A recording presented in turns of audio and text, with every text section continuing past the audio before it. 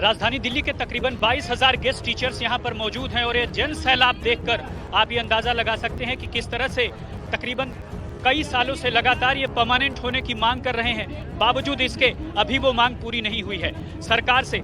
और खास तौर पर आप देखिए कि all India guest teachers association हो, साथ ही साथ वोकेशनल टीचर्स हो, ये इन सभी की एक मांग है कि न केवल परमानेंट किया जाए बल्कि समान कार्य के लिए समान वेतन भी लागू किया जाए। आप देख सकते हैं किस तरह से महिलाओं की संख्या भी यहाँ पर है और साथ ही साथ जो गेस्ट टीचर्स हैं वो भी मौजूद है। पिछले कई सालों से एक ही मांग लगातार दोहराते जा रहे हैं, बावजूद इसके सरकार क्यों नहीं पूरा कर रही है, ये बताने के लिए मेरे साथ legal advisor all India guest teachers association के सुनील जी हैं। क्या कहेंगे सर? सरकार की नीयत और मंशा साफ नहीं है। जैसा केजरीवाल जी बार बार कहते हैं कि सरकार की नीयत साफ हो, मंशा साफ हो तो कोई भी कार्य करना असंभव नहीं है। लेकिन यहाँ अतिथि अध्यापकों के साथ पिछले 7 साल से सरकार जो है दोगला व्यवहार कर रही है।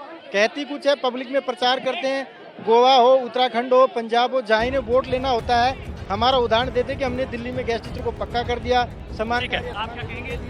जी मैं बार बार एक ही चीज कहना चाहता हूं कि जो ये बार बार वादे करते हैं और दूसरे स्टेट में भी जाके कहते हैं कि हम अपने स्टेट में गेस्ट टीचर के साथ कर चुके हैं, लेकिन वो झूठे वादे होते हैं। तो हम उनको याद दिला रहे हैं बार बार कि आप झूठ मत बोलिए दूसरे स्टेट में जाकर के, और समान काम समान वेतन लागू कीजिए। और जो हमारे लिए पॉलिसी बननी थी 58 साल की रेगुलाइज करने की, वो हमारे लिए आप पॉलिसी बना दीजिए। ठीक है, ये देखिए, ये तकरीबन 22,000 शिक्षकों की ये 3 मांगे हैं। समान कार्य समान वेतन लागू करो, समान कार्य समान वेतन लागू करो। वोकेशनल टीचर्स भी हैं, इनका भी सपोर्ट है all India guest teachers association के साथ। क्या कहेंगी मैम? सर 7 सालों से कोई इंक्रीमेंट नहीं हुआ सैलरी में। 20,000 से भी कम सैलरी हम पाते हैं और 1 भी रुपए का इंक्रीमेंट नहीं है। हम लगातार उनसे कांटेक्ट करते हैं लेकिन हमारी कोई भी नहीं सुनता। हमारा हाल भी गेस्ट टीचर की जैसा है।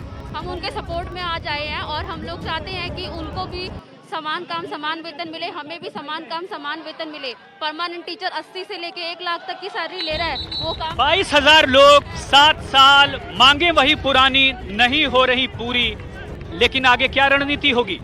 देखिए सर, मैं आप सबको बता दूं कि इस देश में समस्या दिल्ली की नहीं है।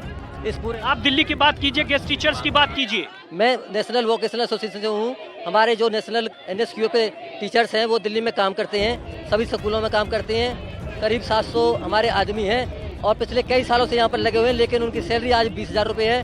हमने कई बार शिक्षा मंत्री जी को कहा, कई बार अधिकारियों को कहा, लेकिन कोई भी सुनवाई नहीं हो रही है, ना उनकी कोई जॉब सिक्योरिटी मिल रही है। इस सिलसिले में अब ये आंदोलन दिल्ली में नहीं पूरे देश में होने वाला है।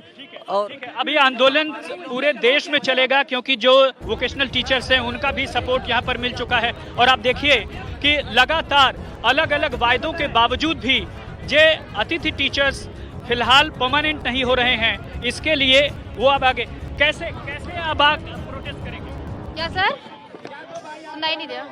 आगे अगर आपकी बात नहीं मानी गई तो कैसे सरकार तक पहुंचाएं? स्कूल छोड़ के यहाँ पे लगातार प्रोटेस्ट के लिए आएंगे। जब जब हमें बुलाया जाएगा हम अपना घर भी छोड़ देंगे, बच्चे भी हमारे पास है, लेकिन हम यहाँ पे जरूर आएंगे। और अब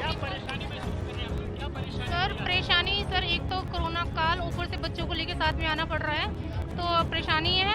और जब तक हम लोगों की सारी मांगे मान नहीं ली जाती, तब तक हम आमरण अनशन पर भी बैठेंगे अगर हमारी बातें पूरी मान नहीं ली जाती। तो साफ तौर पर आपने देखा कि किस तरह से जो टीचर्स हैं उनका बाकायदा यहाँ पर प्रोटेस्ट है और ये कह रहे हैं कि एक बार फिर वो यहाँ पर बैठे हैं और अगर ये मांगे नहीं मानी गई तो दोबारा से